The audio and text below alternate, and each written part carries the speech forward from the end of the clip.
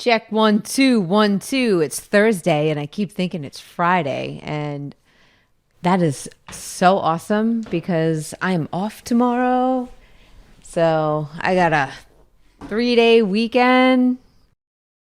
Feeling good. Thursday thinking it's a Friday is so much better than Sunday thinking it's Saturday. But bump. I had to think about that. Me too. Yeah. I was the one saying it's a Sunday, and you think it's a Saturday. That's a wah-wah. Yeah. Yeah, that's you wake up and you think it's the weekend. Like your alarm doesn't go off. You just wake up at a certain time and you think it's the weekend, maybe even for a full minute. And then you realize it's not. It's a work day. I've had that happen. Oh, I don't like that. yeah. So yeah, you being on a Thursday and thinking it's Friday and then realizing, no, today is like Friday, but tomorrow is Friday. And I have 2 Fridays. It's bonus. Today's a bonus day. Bonus. Cheers. Cheers to 2 Fridays. Did you ever have a job that you so didn't want to be in and it just befuddled you so, made your brain messed up and you just couldn't, blah. I mean, I know the job I think you're talking about. You think that's right, because you think I have a list. Hold on, went like this. I have a list of all Jen's flaws. You do have an innate list in your mind. I have that no would idea be what you're talking very about. easy for you to just call up anything on demand if I said a category. And yet I have no idea what you're talking about. But what the ironic is it, I don't know. But what the funny thing is when you just said that, I was saying, I know the job that you would pick for you, like the job you would say. I wasn't saying like, oh, I know, you know. Yeah. So in other words, you have a list for me. A2, Jenny. C.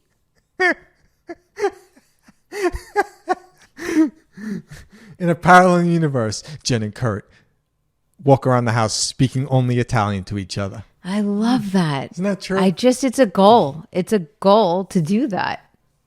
For sure. We are going to be living in Italy, at least for a little while. Airbnb, even, whatever, we'll make it work. And just speaking Italian, and I want to like go to the local market and just have an outdoor pizza oven and just live in like a real rustic area and have this super awesome Italian life. Oh, I love That sounds pretty good. And we just speak Italian because that's what we do.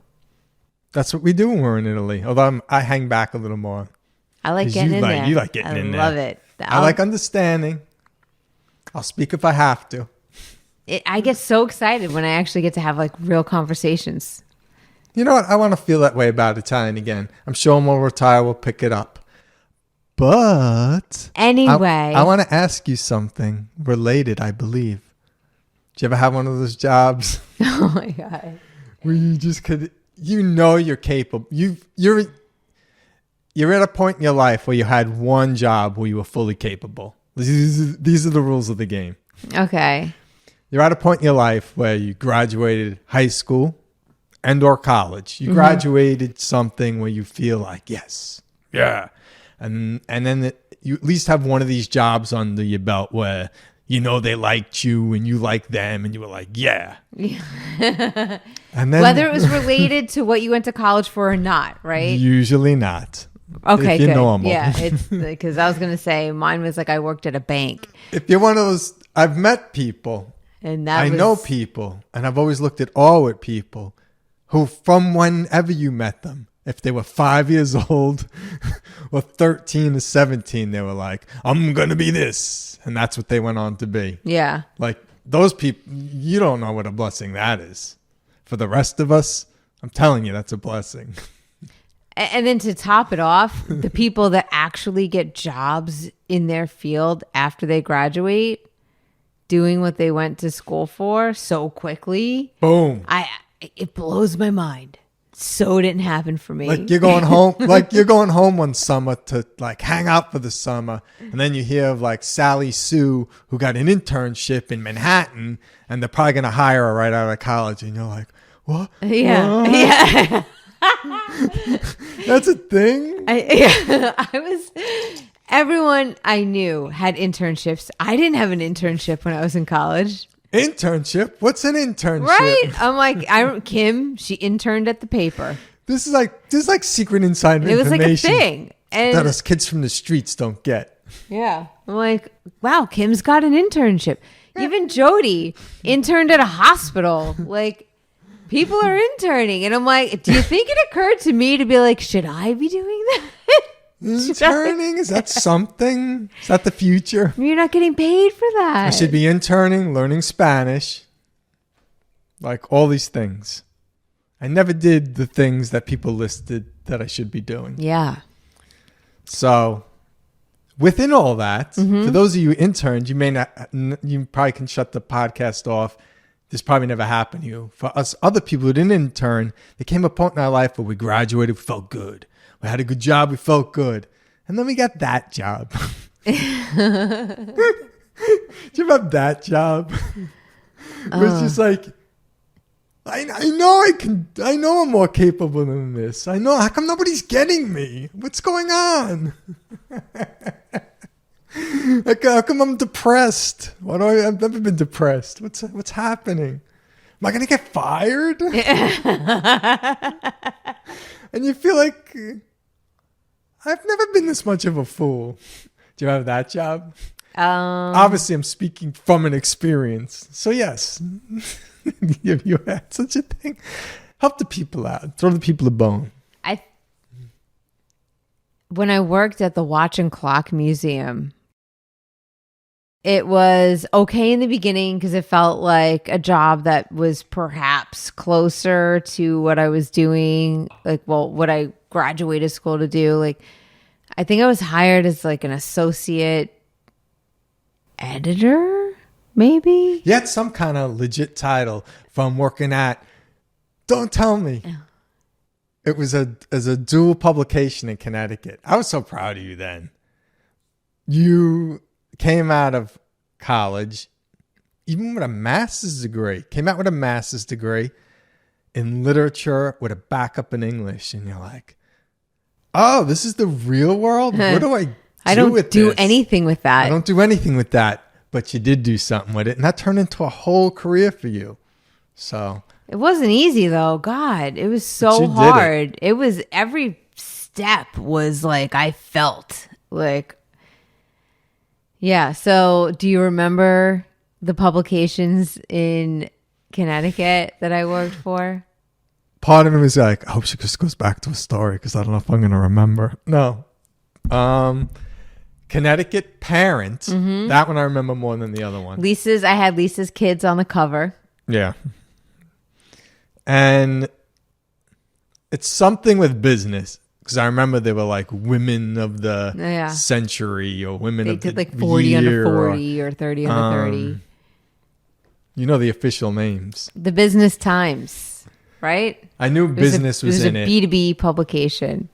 Yeah, so I wrote for a parenting publication. That's rich. So that was a success though. So tell me about that job.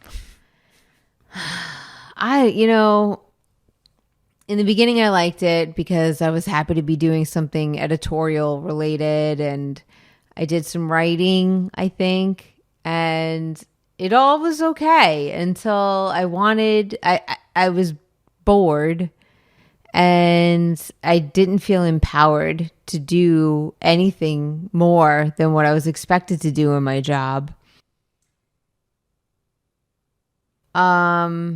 Culturally, it was very different than who I am. So I never felt like I fit in.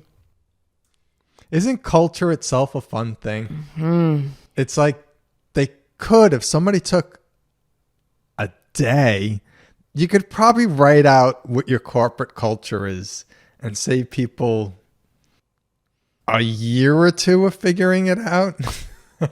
Yeah, it's really important. Right? Is that right? You should know. Yeah. Because then when it's like when you're interviewing people, it's for both of your benefits. And like this is our corporate culture. Let's be honest with each other here. Yeah. What's going on? Yeah. On the interview, and this is our corporate culture, black and white, because it is black and white. But instead of you figuring out over a year or two, we're just going to give it to you on a piece of paper. Oh, cool. Hawaiian shirts on Friday. Like, know what you're getting into. Yeah. I don't know where this is going or why. But I don't think I understood culture, you know. They don't. Did they ever mention that in college? Undergrad or grad? Did they ever say the words? And when you get out into the real world, there should be a class called. There should be company culture. If MBA programs. I'm sure there when are. I become the president of the United States, corporate culture will be a mandatory course of MBA programs.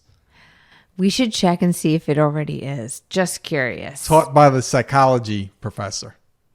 Like, this is what you're getting yourself into. There's the work. There's your job. That's about 25%. And then 75% is this part we're not even going to talk about called corporate culture. Yeah. You don't really know it, but you feel it. You'll figure it out. Get out there. Yeah. Oh, it's a beating. You take a beating. How does this place work? The Watch and Clock Museum, at one point I realized my supervisor was a micromanaging, suffocating person, and I just couldn't stand her, and Right. and then it felt like everything was closing in on me, and I hated it. So you're asking me now, I'm trashing it, and it's making you uncomfortable. Why? It makes you think I'm uncomfortable. I'm gonna jump out of my seat. I don't know what you're talking about. Hey, you asked for it. You asked. I'm just telling it like it is. I'm not gonna lie and be all Jen, PR. you may have not gotten the memo, but corporate culture for the show. Oh, look, you're so serious about this that you gotta grab the mic. You're grabbing the mic like it's improv night. I haven't taken my fingers out yet. Still got my hands out. And that's because you're grabbing the mic. That's a power move right there. Jen, I thought the corporate culture of this show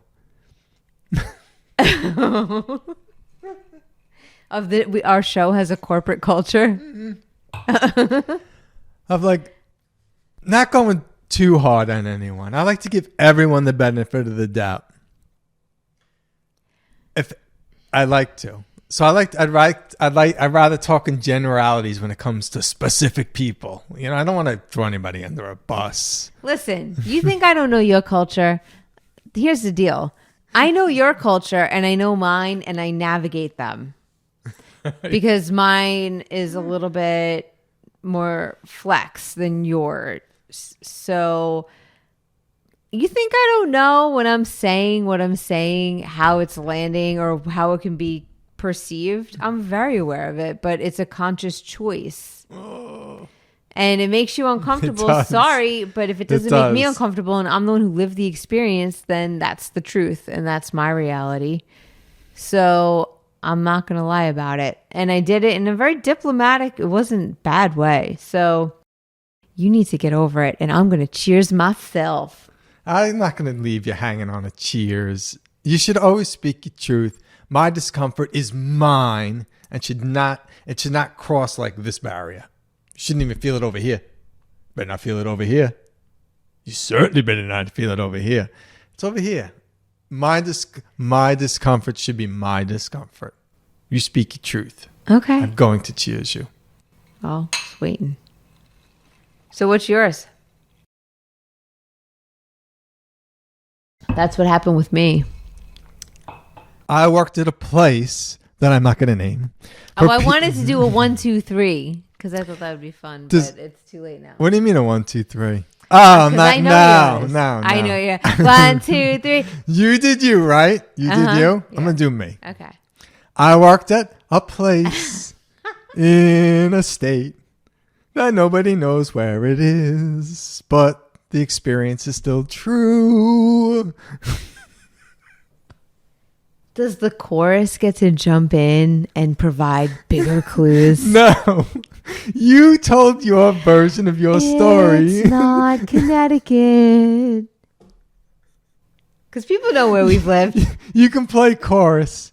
And I almost feel like I'm going to give a shout out to our niece, Peyton, because she's into dramatics. And I think we've just went into dramatic lane. You could play the chorus on this musical. I worked at a company and it almost broke my spirit. I had never seen Kurt wake up having an anxiety attack before.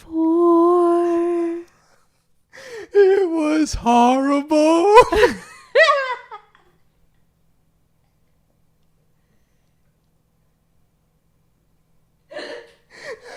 I couldn't breathe.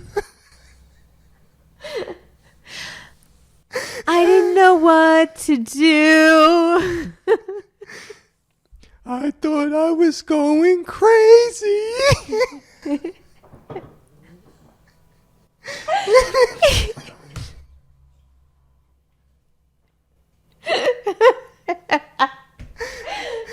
And I had a micromanager too.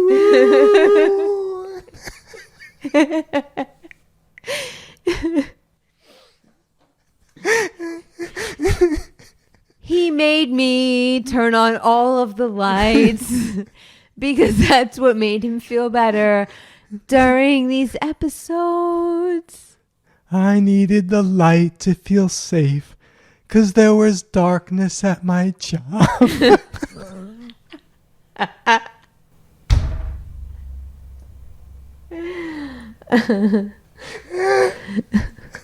What's a wife to do?